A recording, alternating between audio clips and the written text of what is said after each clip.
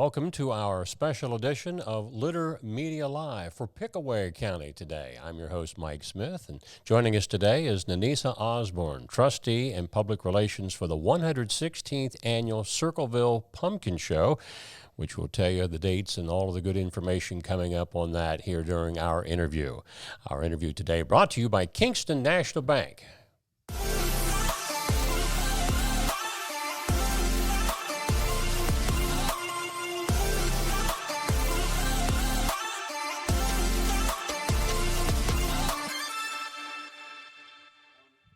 Back with Nanisa Osborn. Welcome. Good to have you here with us today. Thank you so much for having us. Now, this is 116 years of the Pumpkin Show, but I think you told us before we went on the air you've been with it for 17 years? That's correct. Yeah. They keep me busy, find plenty of work for me, yes. Now, are you Circleville born and raised? I am. Yeah. Was raised in Pickaway County. So the Pumpkin Show is something like, for many folks in that area, this is just what you do this time of year. That's correct. A lot of people come back to Circleville from away from here to visit and spend time with family. A lot of families do a lot of interesting things during Pumpkin Show. And so, yes, it's very much a hometown kind of thing, as well as we invite many visitors from all over Ohio and actually all over the United States. Something that's become very popular, and I don't even know how many years they've been doing this now, is the preview night, which is on Tuesday, October 17th this year, and of course the official opening is the next day on Wednesday. What do you see during the preview? Yes. During the preview, all of the rides are open and all of the booths are open. So most everybody from Pickaway County and Circleville spends the night eating all of their pumpkin products. It's the first night that things are made, and so they very much get out there and enjoy their food. And the kids have a special ride that night, so it makes an enjoyable evening. However, the giant pumpkins are not there yet, and the displays are not open yet, but that comes on Wednesday. Of course, the giant pumpkin weigh-in, that's the biggie on opening day, Wednesday. But the official opening ceremonies are what, 9? The official opening ceremony is at 9 on Wednesday, followed immediately, usually about 9:15, with the start of the giant pumpkin weigh-in. And that will go until all the pumpkins, the giants, are weighed. And most of the time it's almost noon before that's finished. Yeah. I know I was up there covering that a couple of years ago, and it's really hard to walk downtown to get around all of the spectators that are watching. Yes, we have quite a group that comes just to watch the giant pumpkins weighed. We also have a website, and they can go on our website and watch them from all over the United States as they're weighed in. So a lot of people spend a lot of time on that website watching the giants be weighed. And if you want to go out, that's pumpkinshow.com. Now, do they have a Pumpkin Show Hall of Fame? No, but we do have a lot of memorabilia, and you can certainly come to the office, and we have pictures at the office up on the walls from the earliest Pumpkin Show in 1903 into the 1950s, so there are certainly some interesting things to see there. I was thinking if you had one there, I could think just off of the top of my head a number of people that would be probably some of the inductees. Talking about the pumpkin weigh-in, Dr. Liggett, he is a very famous man. That's correct. He has had 15 giants win over the years, and he has the largest pumpkin that was ever weighed at Circleville Pumpkin Show, and that was in 2014, and it weighed 1,964 pounds. Wow. Yes. Yeah. He had the winner last year, and last year's winner weighed 1,837 and a half pounds. Yeah. Now, of course, Lindsay's Bakery, they're famous for their pumpkin products, and they always have the giant pumpkin pie in their window. Yes, that's correct. They have a 6-foot pumpkin pie that they bake each year for display during the show, but they also have lots of pumpkin goodies there to eat. Besides pumpkin pies, you can get pumpkin donuts, which seems to be the thing that everybody wants. My wife and daughter, they usually go on Friday night, and their assignment is always to bring me back a pumpkin donuts. Well, I would suggest to them that they go the Friday before Pumpkin Show and get the donuts early. Okay. But that's just a suggestion. Sure.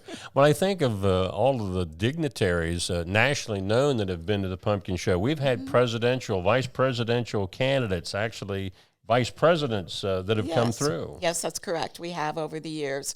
I believe that one of the recent people through was, Was it Mr. Pence? yes, Mr. Pence. Sorry. I can Yes, remember when anyway. Dan Quayle also Yes. came through. That's correct. Yeah. He did. So it's been interesting to have them come and spend a little time with us. I know with a lot of the different activities, of course, your website is very good in keeping up to date on things. We were talking about the Little Miss Pumpkin Show, the Miss Yes. Pumpkin Show, all of those pageants. Are they Wednesday night? Wednesday and Wednesday night? Wednesday afternoon is the Little Miss Pumpkin Show, and actually this year we're celebrating the 75th Little Miss Pumpkin Show. And joining us this year will be the first Little Miss Oh, my. from 1947, and her name is Jean John, and she started out Little Miss Pumpkin Show. How about that? We also have this year joining us for the Miss Pumpkin Show Parade, which is the evening parade. The Miss Pumpkin Show from 1951, and her name is Charlene Jackson Basham. And I believe that she could be one of the oldest living Miss Pumpkin shows left. How about that? I mean, what did it take to search these folks out to come? Well, actually, both of them let us know that they were in the area. Jean lives in Grove City and gets to most all of the pumpkin shows. She said she didn't think she'd missed any. Yeah. And Charlene is a family and has them there in the area. So we're looking forward to having both of them join us for parades. Speaking of parades, there are a number of well-known marching bands that have been known to come through over the years. Any special ones this year? We have the University of Dayton marching band join us. They are the Pride of Dayton, and they will be in Thursday night's parade. I think they're the last unit through the parade. They have, as I understand it, about 175 marching. So that's a large band, and that should be great. We also, that same night, because it is the Parade of Bands, we'll have 21 other marching bands coming through. Most of those are high school bands, but not all. Sure. Something that was added a few years ago in downtown Circleville for maybe people in outlying areas that have not noticed it or have not been to Circleville in a few years is the beautiful pavilion. And that's where some of the contests are held, correct? Yes, that's correct. Yeah. I think is this the third or fourth year that it's been up, or? Actually, it has been up several years, and I'm not sure exactly. I couldn't how many. remember. It seems like we gauge everything from COVID now, Yes. before or after. Yeah, So, and it was definitely before. before COVID. Yeah. Okay, yeah. I had a chance to spend some time in there a couple of years ago, and I was really impressed. Yeah. And it's become like a place where folks, the rest of the year can go in there and have their lunch and so forth. Yes, it's known as Pumpkin Show Park. Pumpkin Show has essentially donated that to the community. Okay. Anything else you wanted to touch on that maybe I haven't brought up? We have a couple of things coming to join us for the event that are new for us.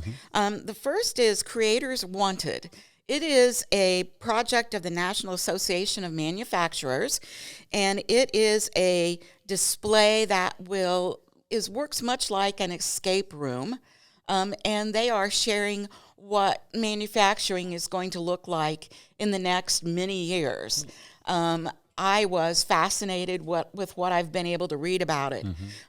They are looking to try to recruit 600,000 new workers to join the manufacturing industry by 2030. So that is an amazing number to me, but manufacturing is changing greatly from the things that happened many years ago till now. It is a great deal of robotics and also some AI. So that is most interesting. And Creators Wanted will be with us from Tuesday night through Saturday night.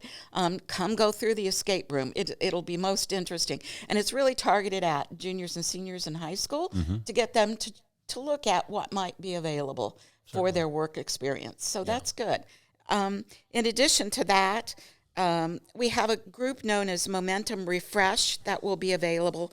And they are a group that is trying to eliminate barriers for individuals with who need mobility assistance. It's kind of got some really interesting features. They have an adjustable changing table, ceiling hoists, trained on-site ambassadors to help, and it gives everyone the ability to come enjoy the pumpkin show with a little dignity and get in there and enjoy it to the fullest extent that they're able to do. So hopefully that will help those who need a little more assistance than maybe those of us who are able to walk it a little bit. Right. Now, where will they be set up? And they'll be located on South Pickaway Street in front of the Brown Memorial Park. Okay. So that'll be a great access for a lot of people. In addition to that, this is the 8th year that the Lima Company Memorial will have their Eyes of Freedom display there, and it is a recognition of those who served during Desert Storm. And it is a very moving display. If everyone hasn't gotten a chance to look at it, it is very nice. For those of you who are coming to the pumpkin show and are concerned about a place to park, which is one of our most difficult situations, I recommend that you take the shuttles. We actually have 2 park and ride opportunities. One is run by PICA, and it is located at AmVets. So those of you who are coming from Chillicothe and south, might consider that. It's located at 818 Tarleton Road. The easiest way to remember is when you're on 23 and you get to the Captain D's, Yes. you make a right, and that is Tarleton Road. And it is available from 11 a.m. to 11 p.m. Wednesday through Saturday. The price is $10 per carload. You park the car, they take you to the pumpkin show, great. they let you off at Pickaway and Mound Street. And it runs every half an hour. They bring you back. The cost is for round trip. Oh, great. So that's certainly a good economic opportunity. Also, for those of you coming more from the Lancaster area, Ohio Christian University baseball team has as one of their money-making projects a shuttle opportunity also. And there you park at Global Ministries, which is at 1476 Lancaster Pike. They operate on Tuesday evening from 5 until 10, and on Wednesday from noon until 10, and then I'm going Thursday through Saturday from 10 until 10. They are $5 for 2 people, $3 an adult, or $1 for children under 12 or Ohio Christian University students. And that is also for a round trip. So, and they bring you to the Duke and Duchess, Main Street and Washington Street. So those are really great places to be unloaded and great places to be picked up. Absolutely. And the thing of the pumpkin show over the years, it's family friendly and it's safe. That's correct, it is.